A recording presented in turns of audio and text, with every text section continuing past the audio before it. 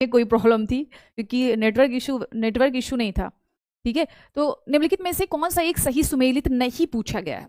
देखो एग्जाम में आपके अगर पॉलिटी से हम लोग बात करें तो कभी कभी पूछ लिया जाता है कि निम्नलिखित में से ये प्रावधान किस भाग में दिया गया है, किस आर्टिकल्स में दिए गए हैं। तो ये आपके लिए बहुत इंपॉर्टेंट है कि आपको प्रमुख प्रमुख जैसे कि मूल कर्तव्य है, फंडामेंटल ड्यूटीज हो गया, स्टेट्स हो गए, है ना, और फंडामेंटल राइट्स हो गए, ये सारे आपको पता होना चाहिए किस ये आर्टिकल में दिया गया है, साथ ही साथ किस भाग में दिया गया है।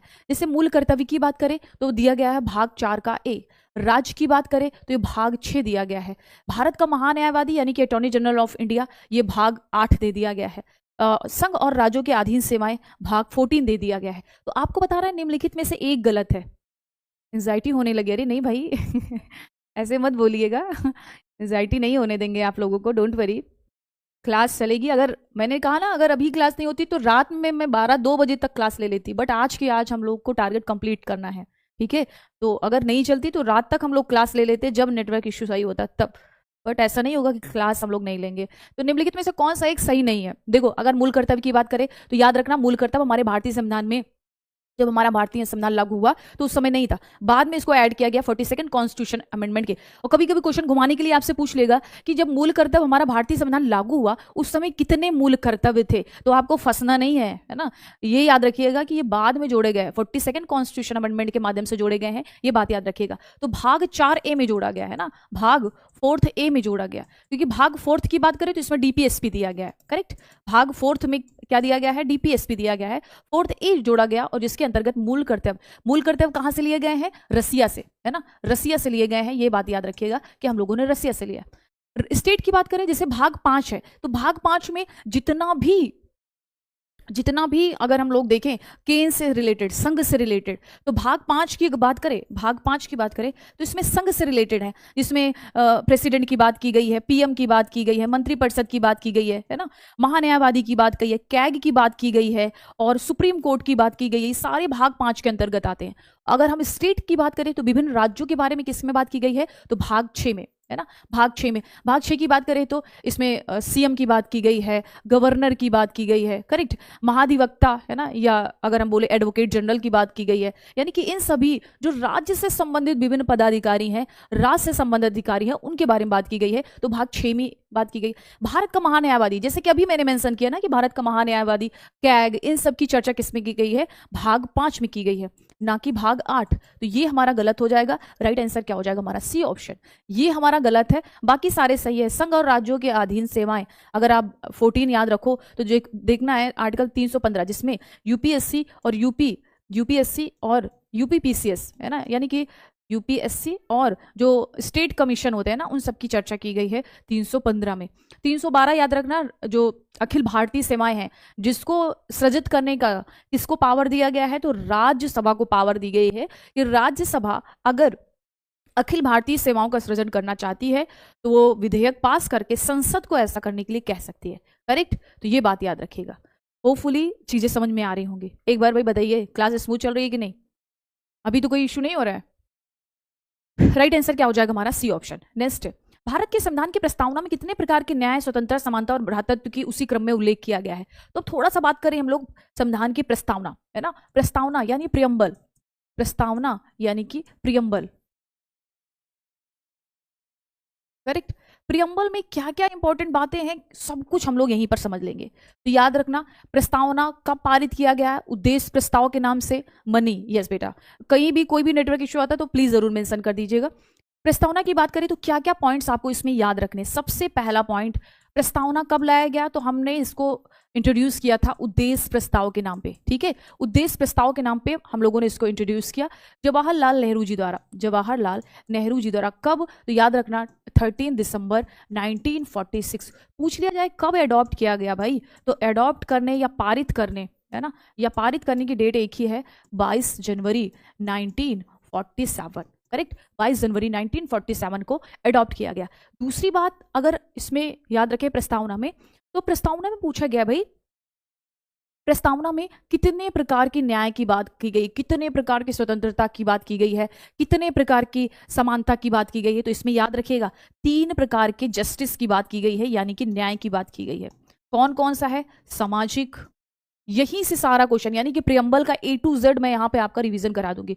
सामाजिक, बिल्कुल ध्यान से सुनते चलिएगा, सामाजिक न्याय है, आर्थिक न्याय है और राजनीतिक न्याय है। राजनीतिक न्याय है।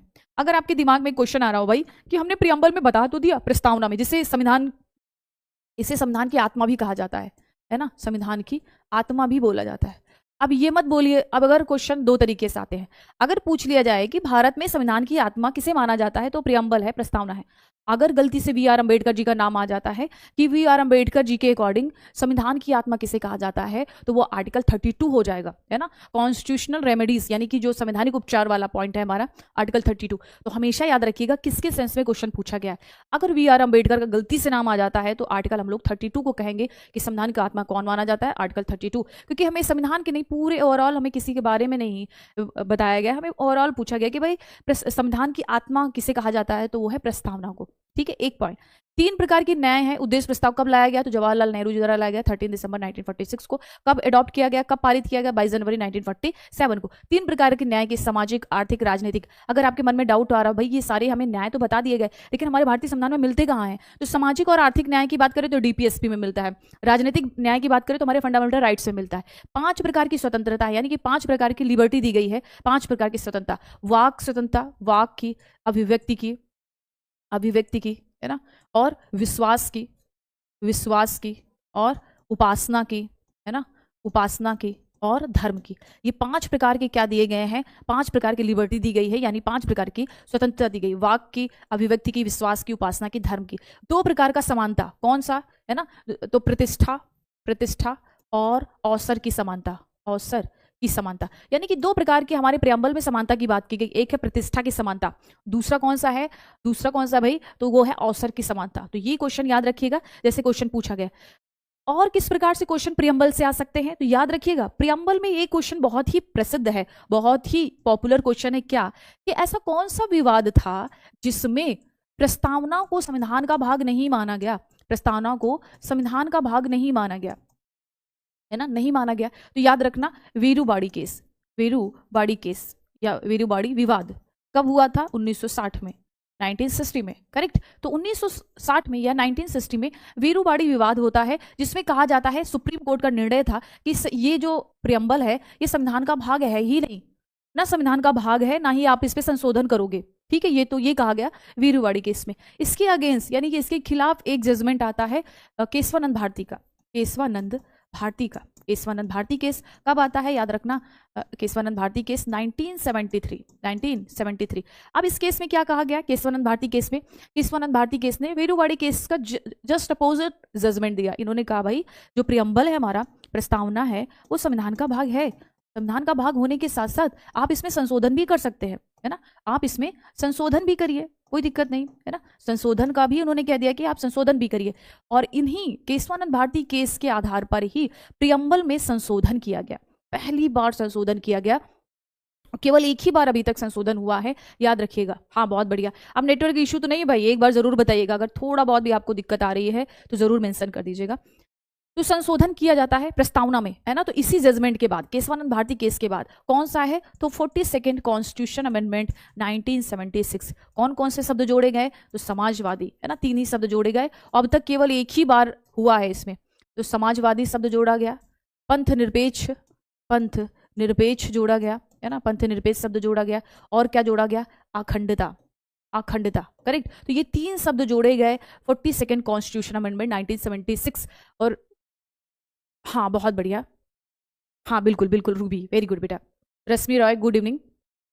याद रखना इसमें क्वेश्चन पूछ लिया जाए, कैसे क्वेश्चन बनेगा, तो बिल्कुल अलर्ट रहिएगा कि किस प्रकार से क्वेश्चन बन सकता है। जैसे पूछ लिया जाए कि हमारा जब संविधान लागू हुआ तो उसमें समाजवादी, निम्नलिखित में से कौन कौन से जो शब्द हैं वो प्रियम्बल में थे, तो याद रखना ये 3 शब्द नहीं थे, है ना, ये 3 शब्द नहीं थे। अगर ये 3 शब्द मिलते हैं तो याद रखिएगा जब हमारा संविधान सभा लागू हुआ तो ये 3 शब्द नहीं थे, बाकी सारे शब्द थे, तो ये बिल्कुल विशेष ध्यान रखिएगा।